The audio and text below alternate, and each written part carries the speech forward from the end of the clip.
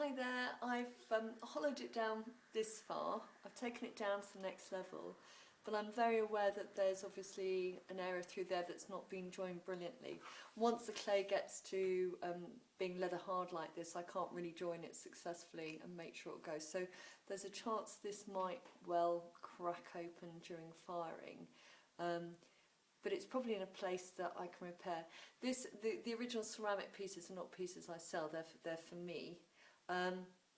So if it's slightly damaged, it's not a problem. If any of my other final pieces are damaged, then I have to get rid of them, but I can't use them.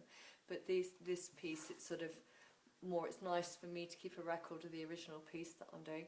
The hole here goes up inside one of the sections that I've joined on the front. So I'm hoping that that hole is big enough and goes up through enough that if there's air trapped there, then it can come out. So it's sort of a bit experimental, it's a bit hit and miss whether this will work. I think it will work, as long as I'm very careful about drying it slowly in a cold room. I think it will work. There's a chance it might not, and if it explodes in the kiln, then I'll just have to film that and show you. Anyway, so now I've hollowed it out. I think the best thing to do is to, oops,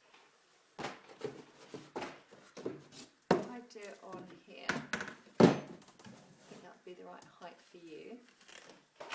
So I'm going to stand the head up and just check that will stand okay. Okay, that seems all okay. Now the mould was made with the resin, the supporting resin on the outside in 3 pieces.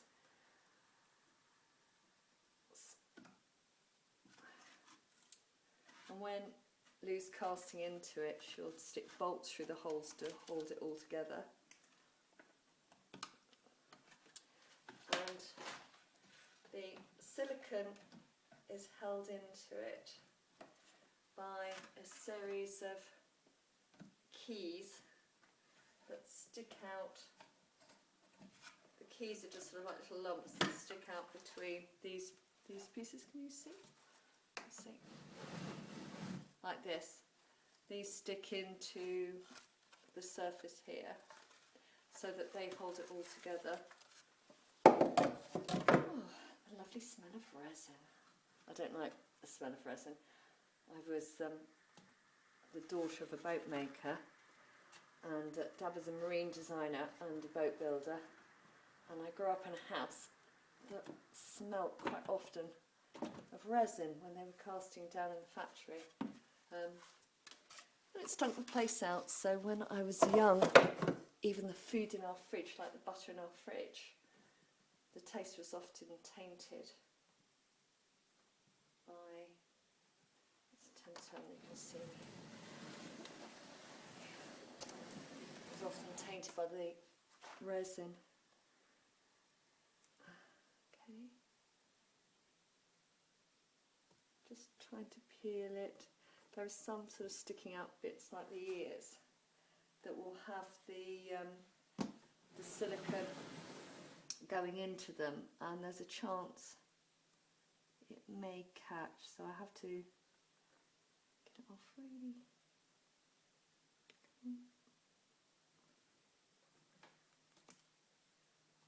Really slowly, otherwise I could lose details. I mean, there's a chance that some of the details might be slightly damaged anyway, so I'll need to mend those before I finished it. Trouble is, when the clay's this dry, I mean, I can soften it down a bit and take it back a bit, but you have to be careful because there's a chance. I've got a piece of silicone cord over here. There's oh, that's good. There's a chance if you wet it down at this stage that it will all just sort of crack apart, so you have to be very careful. I think one of the things that I've learnt most about working with clay for all the years that I have is just you begin to get a good sense for its how firm it is, how dry it is, and what you can do. Oh, good. Looks like he's coming out. Let's hope I don't lose his nose. The silicone will have gone up his nostrils. Sorry, Michael. So I've got to be careful I don't pull the end of his nose off with the... I've got to try not to fold the silicone too much because I don't want to damage the mould. They're very expensive. Oh, that looks quite good. I've got a crack running along the top of that roof there. Let's just put that down. Okay, so there he is. If you were watching my early making videos, you'll have seen him before anyway. But he's come out. I've got a crack running down here, so there's a chance that this piece is going to fall away during the firing, and in fact I can see the cracks running up there. Oh yes, it's coming away very nicely there, like that. What will I do about that? Oh, well, I'm glad that came off because there's some plaster under there. I want to get rid of that. I think what I might do is have a go then taking this to a very cold room, leaving it in my cold studio. I'm just dampening it down slowly with cloths to make it a little bit more workable. And then I think I'll have a go at slipping and scoring and adding this bit back on to see if I can save it. Because it's such a big piece to have come off, there's a chance that it may warp as it fires. Oh, no, it's all falling off there. Okay.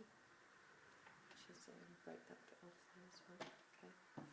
Right, so what have I got?